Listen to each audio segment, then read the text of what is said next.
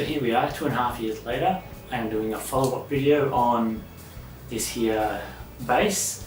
It is my AliExpress Chibson, you could call it, a RD Artist copy, which is a copy of the Gibson RD Artist. And to give you a little bit of background on it, yes, I had it made about 2.5 years ago.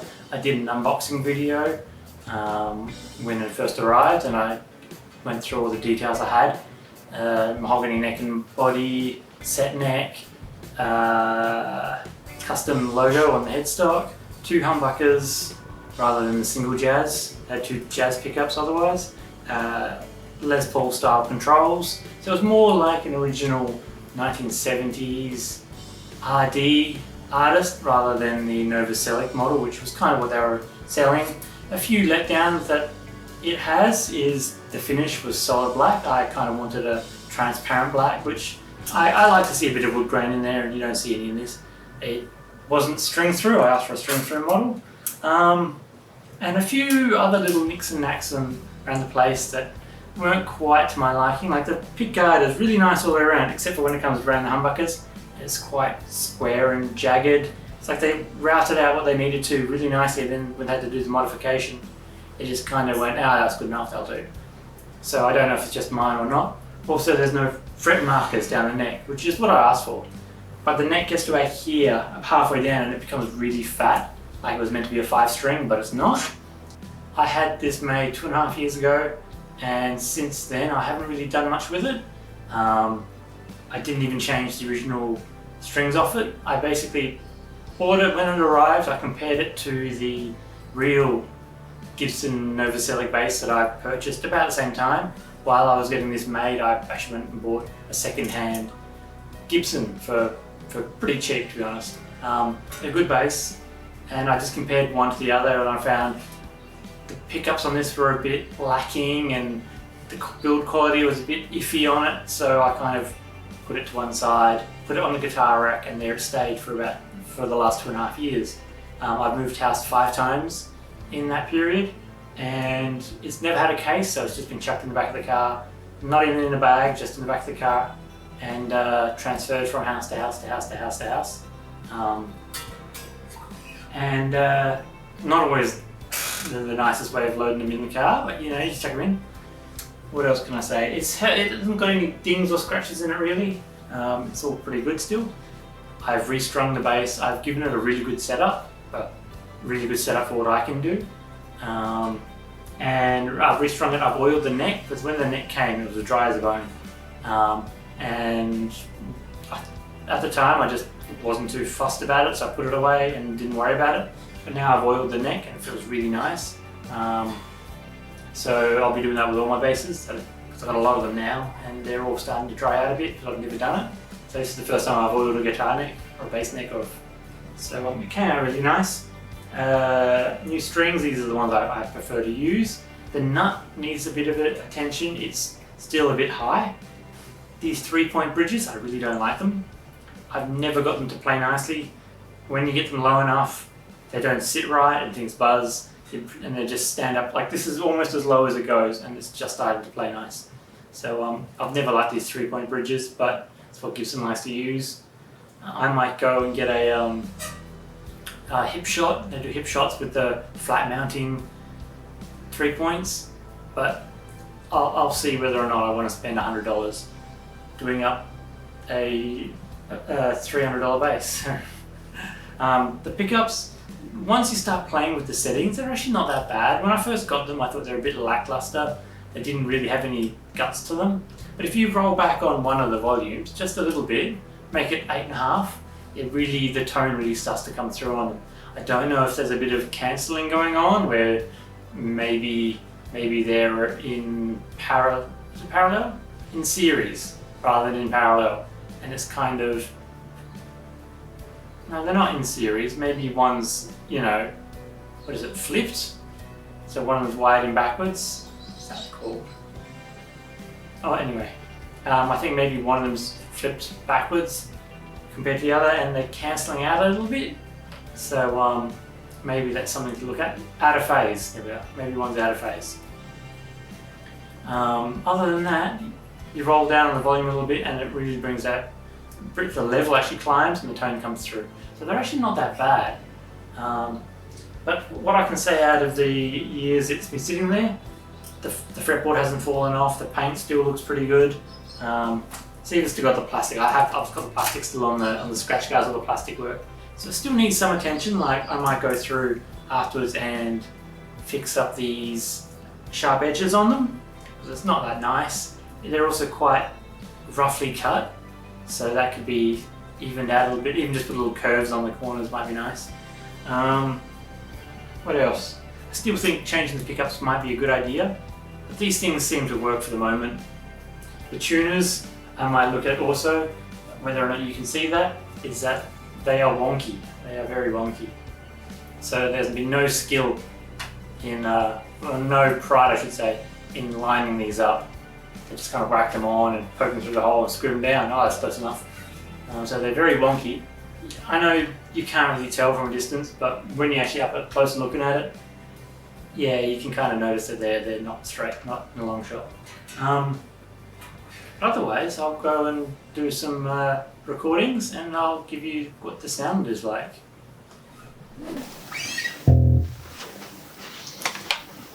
So what I'm running through here is a G&K RBX 8x10, and it's a Line 6, what is it, Pod HD Pro X, look at that, and I'm running it through a car amplifier, a Class A subwoofer amp I guess out of a car running 12 volts, and that's just running off a little wall wart, so it's not hugely powerful.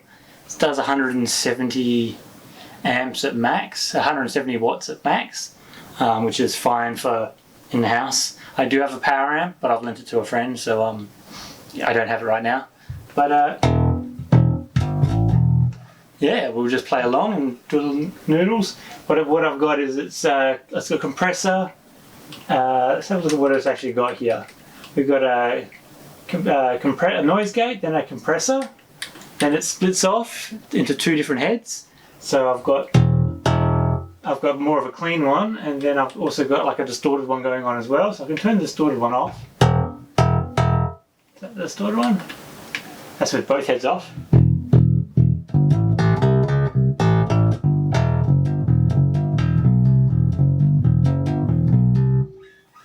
And then I can put my two little heads back on.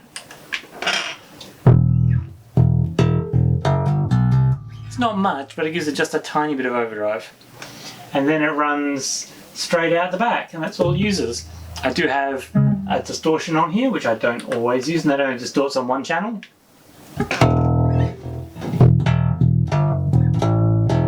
So when I'm using a pick, it gives it a bit more growl.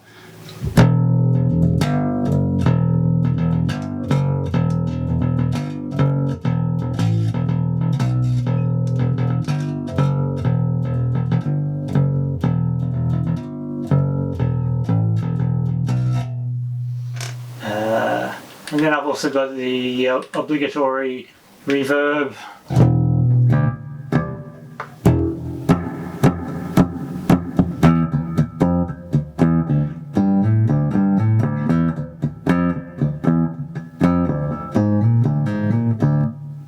And of course, a bit of fun with the reverse delay on there.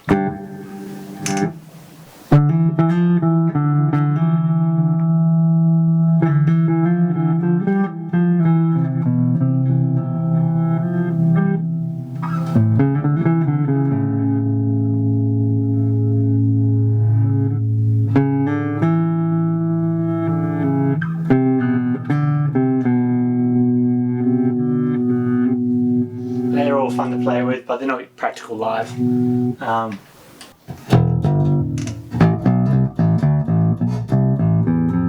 as I was saying about the volume, this is with both volume up max. To me that sounds a bit lackluster, but you roll back on one of the volumes.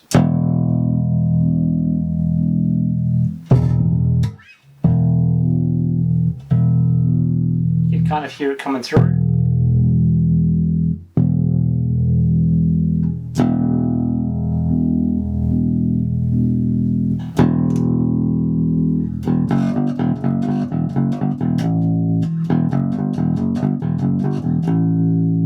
It does need the frets need to be leveled just a little bit in places, maybe all over.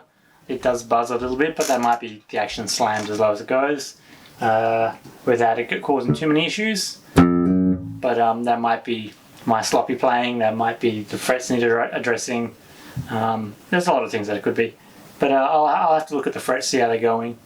At the moment it's playable, so that's all I care about. It plays nice, it plays reasonably alright. And the tone,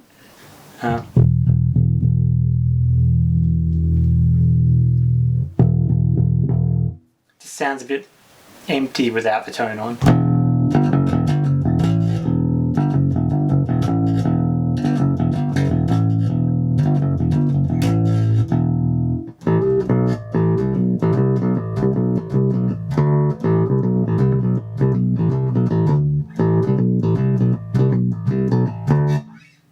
So yeah, it's turned out alright, you know. You need to put a bit of effort into if you're going to buy one of these. You're going to have to put a little bit of effort in yourself to get it set up right.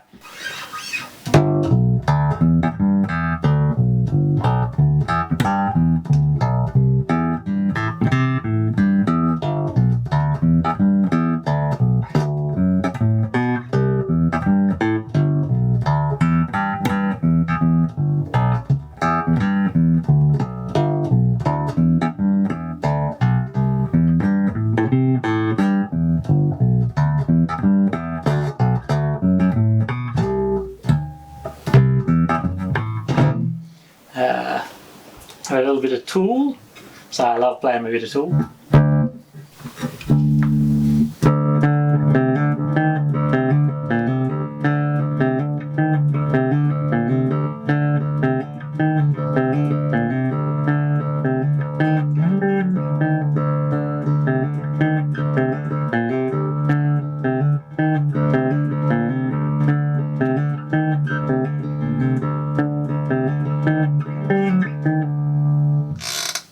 What else is there?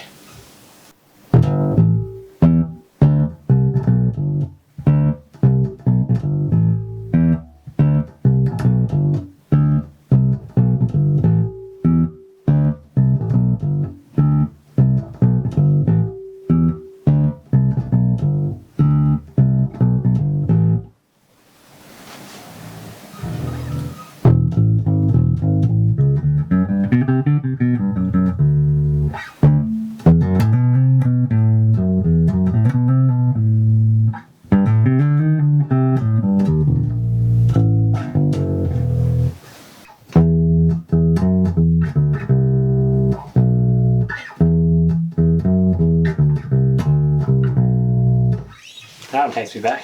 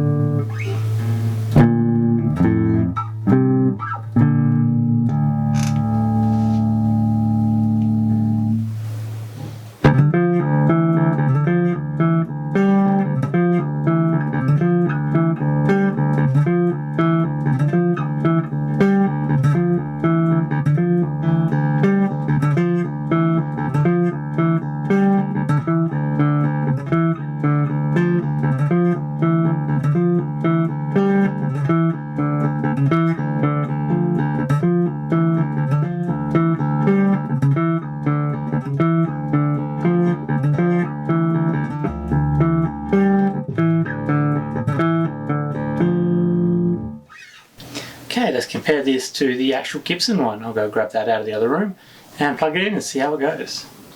Now, in all fairness to this bass, I've not restrung it yet. It is still rocking the original strings when I bought it, all those years ago now. It does have a hum going on, I'll give it that.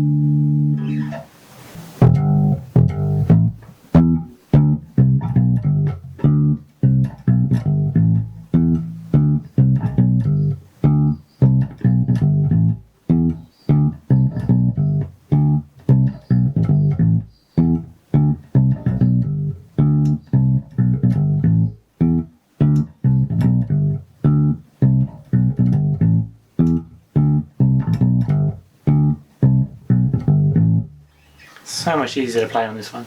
Having the lower nut action, and actually having it's quite a good. It's the same style bridge, but for whatever reason this one is in the right position and it's the right height. The action is really good, whether it's the neck or something. I don't know how it is, but for whatever reason this bridge here, same style bridge, same 3 points, is a lot nicer to use than that one there. Alright, so there we have it. There's a quick comparison between the made in China Chibson RD and the Novoselic Gibson RD. The Gibson is far easier to play, the neck is so much nicer. It doesn't sound as bright because the strings are ancient, so that's my fault. I did buy a second pair of strings, but I haven't put them on yet. So this was my main priority, to get this one sorted so I could at least show the world how it's lasted, kind of thing. But overall, the Chibson bass has survived and it does an alright trick. For a beginning bass, it would be fine. But if you've got a bit more money to splash, I'd say buy a real one. You know, if you like the look of it, I picked this up for $1,000. So 1,000 Australian dollars, what's that, 750 American dollars, something like that, the US dollar. But yeah, I'd suggest if you really wanted to buy an RD, I'd say buy a Novoselic if you can find one. Getting one of these made from China, you've got to expect the quality isn't going to be there, and there's going to be things that aren't quite right on them, like the neck on this. I know I whinge about the neck a lot, but that's the thing you hang on to the most. That is the main thing about the bass, which makes it easy or hard to play, is how the neck is. And they cheaped out on a few things, like the tuners. They're a bit wonky and they're not the best quality. They are, you know, they're basic kind of bass clover head tuners, exposed gear tuners, and the bridge isn't the nicest. I don't know, something about this bridge just doesn't compare to the Gibson one, whether or not it's the actual height of the neck, how far the neck protrudes from the body is a lot more on the Gibson than on this one here, so the bridge can be a little bit higher without it bottoming out and still be playable. So yeah, there's just a few ideas. I'd say if you can, spend a little bit of extra cash, buy a decent one. But I wanted one of these and I had it made, and that's my opinion on it. Like, it's a great wall hanger, it looks amazing. It'd be a great backup if I ever wanted to take the RD with me onto gigs, and if I broke a string I could pull this out and still have an RD on stage. Might not sound the same, might not look the same body shape. The weight is fairly similar. Ooh, that was a little bit heavier than this one. Yeah, just a little bit heavier. They're still very heavy basses, so bear that in mind if you're not strong or you don't want a heavy bass. I'd avoid these. Even the Marcus Miller bass weighs a ton.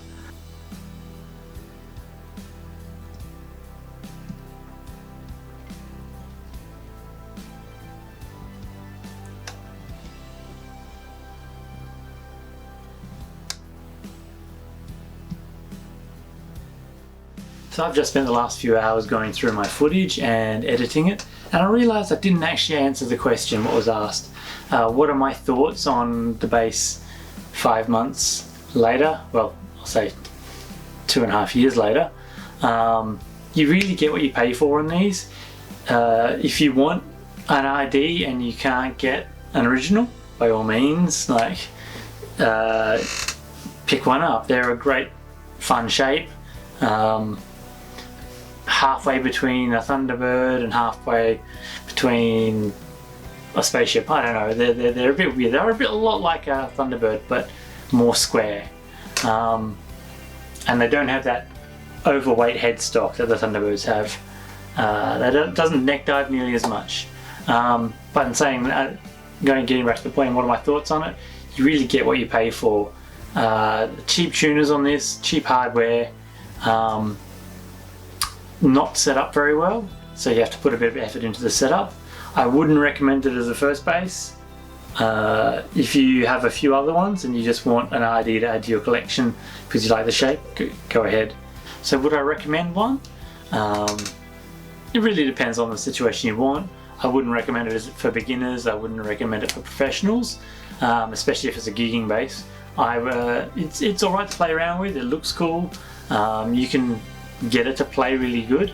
The wood itself is alright. The actual bass itself, construction, it's good. They could have put a bit more effort into places, like the tuners are crooked, and the routing is a bit funny. You would have noticed in my videos at the beginning, the pickup cavities, they have only half painted the pickup cavities, and the holes in the pick guard are very tight, so it squeaks and rattles and things like that. The pickups don't fit kind of properly. So you can really get what you pay for. Otherwise, I like it. I'm going to keep it in my collection. I might even buy a bag for it, you never know. But will I take it on tour or big shows or anything like that? Probably not. It doesn't sound too bad. It doesn't play too bad. It just doesn't play as nice as I would want. You can get around it, like you can learn to play any instrument really.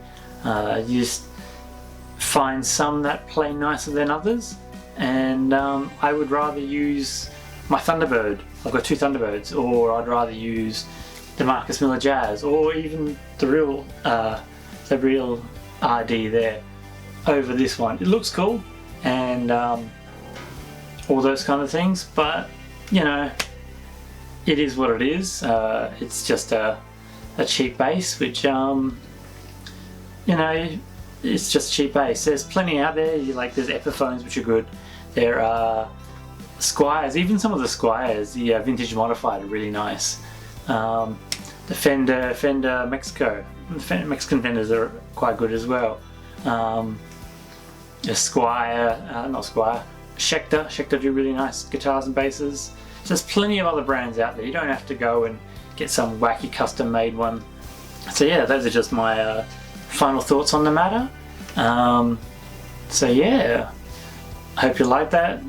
Until next time, adios.